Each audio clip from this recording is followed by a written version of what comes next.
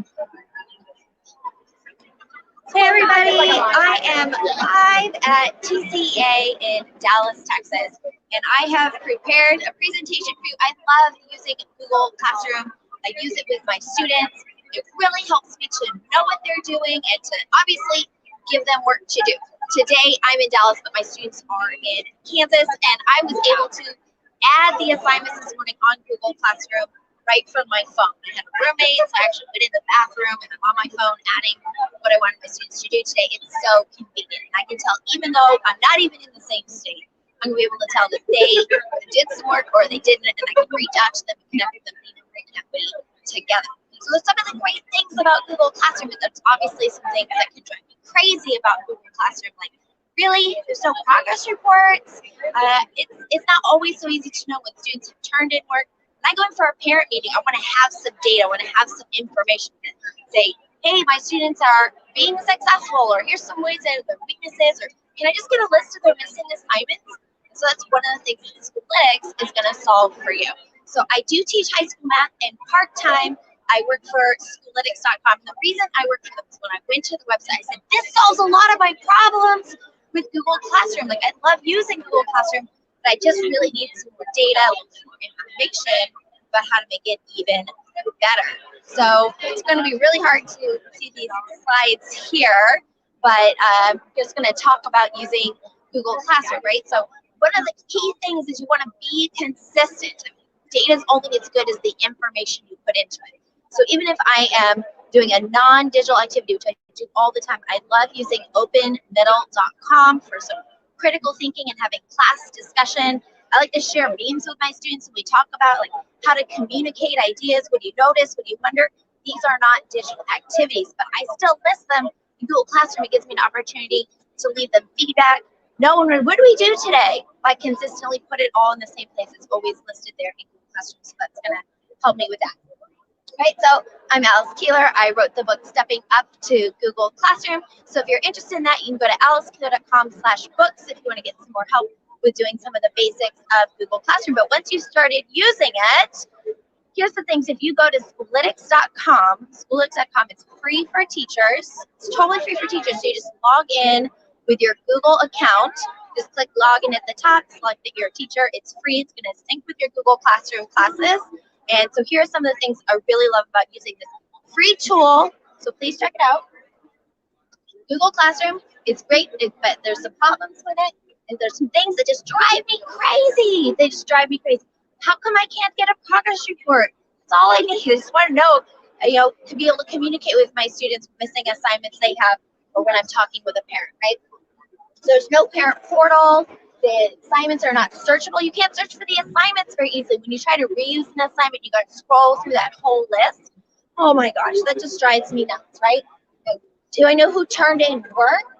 What if I just need a roster for my sub? Like, how do I just get a list of my students? It is technically possible to do some of these things in Google Classroom, but it's not really obvious or intuitive. And I just want to, turn in work. And one of the things I love about using technology is really rethinking, why do we do things the way that we do them?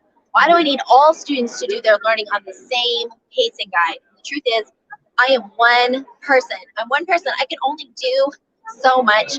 And so I can't keep track of all this all over the place, and I need everybody to do everything on the same day. But with digital, I can really rethink that. So maybe I have a student, they've turned in something that I assigned 3 months ago, but I'm not going to go back and notice that. I'm not going to see that that assignment has, in fact, I marked it that I've already graded it. It's out of sight, out of mind. How do I know a student turned that in? So if you go to Schoolytics.com, the word school, the word analytics smashed together, this is going to give you all the information that you wish Google Classroom would give you, and it is free for teachers. Okay, so here's the first thing that I just love about using Google or Schoolytics with Google Classroom. It has a button that says Start Grading. So as soon as I log in with my free account, and it has this button here, it says Start Grading, and it shows me for all my classes. So if I'm teaching 6 periods of Algebra 1, you normally have to open up first period, and have to open up second period, and have to open up third period. It's very tedious. And so Schoolytics solves that for me because I'm able to look at whatever subgroup of classes that I want. I could look at all of my algebra classes together. I could look at all my geometry classes together. I can just look at all my classes together, and I get this list of who's turned in some work that needs my attention. So just at start grading, it tells me how many assignments that I need to grade, and it will also show me what percent I have graded. I find this really motivating. You can see on this little, maybe you can't see it, very tiny, on this little screenshot here, it says 91% of my assignments are graded. So the next time when I log in, it says 86%. I feel like, oh my gosh, I don't want to lose my status. It's like a game, right? I try to keep my assignments graded at a certain percent, and it's really motivating for me. For like, I grade a few, and then I come back and I look, and I can see that I've made progress. It doesn't feel like I'm just in the bottomless pit of doing assignments with grading, and you just sit there with a giant stack of work to do, and sometimes it just feels like there's no end in sight. So I can see that I am making progress. I just totally love this. This saves me so much time, because I just go Schoolytics.com, go right to the dashboard, I click the button that says start grading. It gives me a list that I can sort by timestamp. I can sort it by timestamp. That's seriously all I've ever wanted, is just to know when a student turned in work. It is very challenging to know that in Google Classroom, right? You got to click on the student, click on the assignment, and it says underneath see history, underneath their name in the assignment, so it's a pop-up box to come up and showed you what time they turned it in. So Schoolytics solves that for you. You can just go ahead and start grading. So we're looking at assignments to grade. You can see on this table, which, and I apologize for those of you who are watching remotely, it is obviously really small, but I get this nice little table that says the student name, assignment title, assignment status, and it's submitted. I love that I have this filter bar up here at the top where I can say, hey, I just want to look at the assignments that were turned in today. I want to look at assignments that are turned in for the last 30 days. I can set these filters so I can get just the information I want without feeling so overwhelming sometimes. This is my favorite part, though. It's the turned in at. I sort it by turned in at. So, and I usually do last in, first out. So as soon as a student turns in work, I want to try and be as quick as I can to interact with them if possible. So I want to say who turned it in today, who turned it in today 5 minutes ago, who turned it in yesterday, and I work my way backwards. So I don't have to do it by assignment. I can do by assignment submission, which actually is really, really helpful. I love this date range option. There's a menu up at the top that just says the last 30 days since August 1st this year. And so that I can see, like, how are my students doing? What kind of work have they been submitting? What's my assignment completion rate over the date range? So then I know if my students are completing work, and I can use that to goal set with them. So I'm like, hey guys, we have an 86% assignment completion rate. If we can get this up to 90% assignment completion rate, you know, we can have a class reward of some kind. But sharing data with students is really empowering for them as well. Not just for me. It helps me to know if what I'm doing is working. If they're not doing the assignments, if they're not engaged in it, it gives me an opportunity to reflect on that. But we should do that together with our students. It's very exciting. But this is like one of the best things. It has progress reports. I can get progress reports in Schoolytics for my Google Classroom. And even better, it goes to a Google Doc. So when it's in a Google Doc, I am able to customize it. I can leave a little note. I can delete some of it. Shows they're missing assignments. Well, for some kids, it can be really overwhelming. They've dug themselves into a really deep pit, right? So what I want to do is delete out some of the ones. I mean, you can't make these up anyway. They're old. They're not worth their expense. Just focus on these 3. And because it's a Google Doc, I can reduce it down, add notes onto it, and I can get the progress report exactly the way that I want it. And it's a Google Doc, so I can share it with parents. I can share it with the counselor. Obviously, I can share it with the student. So I really love those things. So progress reports, and it's free for teachers. You just log into Schoolytics.com, and you'll be able to get those progress reports for all of your Google Classroom classes. But don't we all need a missing assignments report?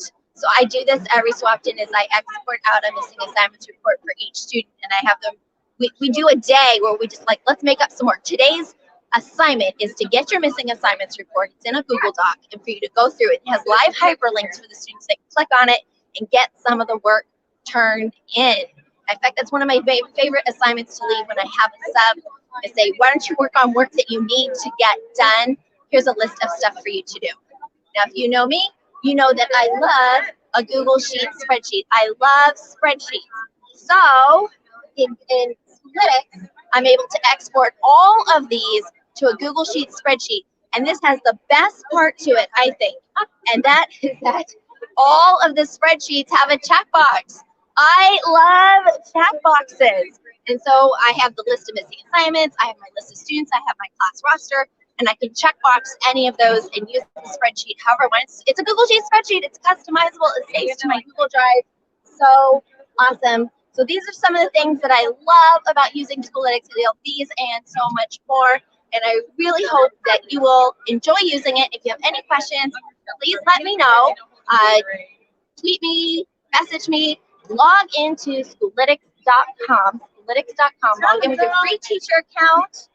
And I hope they help you to love Google Classroom even more. Hey, you gonna come over here? It is Melanie, who usually helps in my StreamYards. I'm struggling here. I've been wishing this whole time. Are you on StreamYard? I'm on StreamYard. Oh, that is so cool. I know. You're like the StreamYard master. I try. Yes. You're better than me. I'm definitely not better than you. And I wish that I had you. So thanks for joining. I hope that you are loving using Google Classroom and that Schoolytics can help you love Google Classroom even more. Bye. Way to work.